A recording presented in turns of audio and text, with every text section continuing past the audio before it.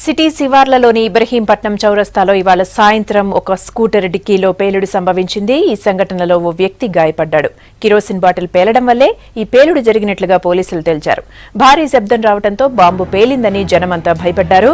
అయితే సంఘటనా స్థలాన్ని రాచకొండ సిపి మహేష్ భగవత్, డీసీపీ ఇక్బాల్ పరిశీలించారు.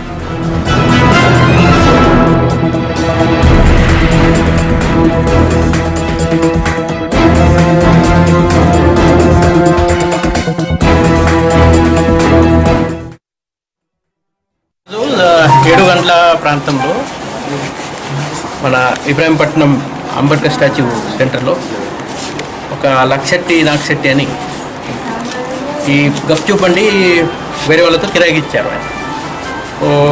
ఆయన అక్కడ విజిట్ చేయడానికి వచ్చినప్పుడు ఆ బండి వెనక ఈ బండి యాజమాన్యం కెరోసిన్ టీన్ పెడుతున్నారు.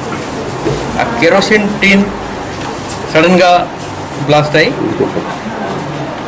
ఆ ఛార్జ్తో ఈ లక్షెట్టి నాగరాజుకి కాలులో కొన్ని చిన్న సింపుల్ ఇంజరీ ఉంది.